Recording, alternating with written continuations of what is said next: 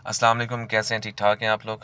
आज का एक छोटा सा जो वाक़या है वो मैं आपके साथ ज़रूर शेयर करता हूँ। उस्ताद और शागिर्द के अदब का और उनका लिहाज़ का, कि किस तरीके से हमें होना चाहिए। तो एक वाक़या जो था मशहूर मशहूर है, और बस लोगों ने सुना भी होगा, पढ़ा भी होगा।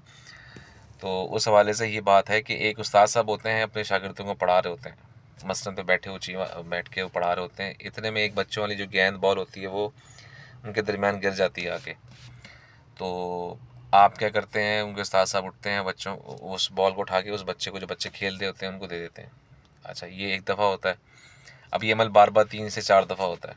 तो जो शागिर्द होते हैं, पढ़ रहे होते हैं, उनको गुस्सा आता है कि उस्ताद साहब उनको मना भी नहीं फरमा रहे, और उनको उठा के बॉल भी दे रहे हैं, खुद से किसी को कह भी नहीं उठाने को, खुद दे रहे हैं आगे।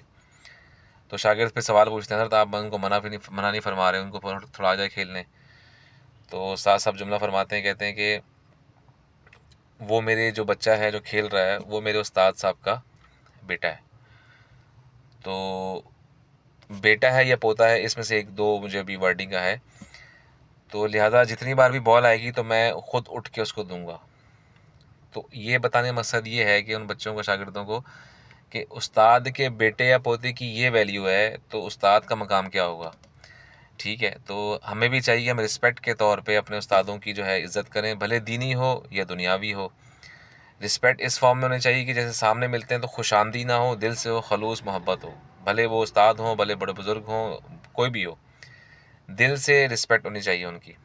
ठीक है, और दिल से रिस्पेक्ट करेंगे तो जो हम जितना मर्ज़ी दीन पढ़ लें, इल्म जितना मर्ज़ी हासिल, दुनियावी हो, दीनी हो, हम रट्टाफिकेशन में माहिर हों, सब कुछ हों, लेकिन जो इल्म की जो तासीर है, जो उसका हासिल हसूल है, उसका जो उसकी जो नतीजा है, जो कंक्लूजन है, वो तब तक नहीं मिलेगा जब तक रिस्पेक्ट हमारे अंदर नहीं आएगी।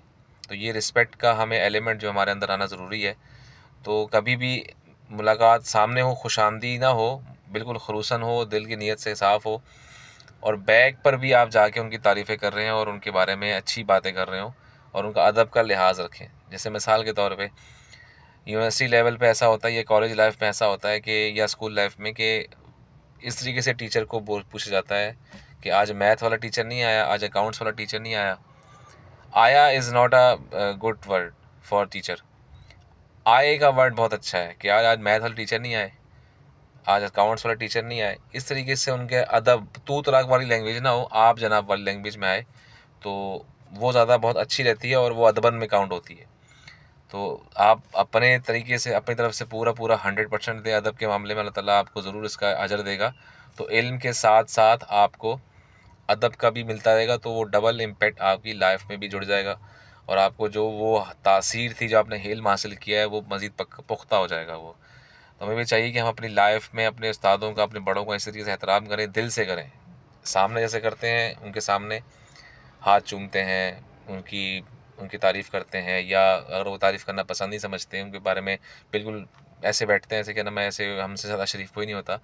तो वैसे ही हमें भी बाहर बैक पे जा कर के उनके बारे में ऐसा सोचना चाहिए, और उनके बारे में दुआएं भी करनी चाहिए कि उन्होंने हमें इल्म पढ़ाया हम लोगों को, और उनकी जो भी उनकी तारीफ़ें हैं, जो भी उनकी चीज़ें हैं, अदब के साथ उनके रहते हुए वो पूरा करना चाहिए। तो अल्लाह ताला से दुआ है कि अल्लाह ताला हमें इस पे अमल करने की तौफ़ीक अता फ़रमाए। आमीन।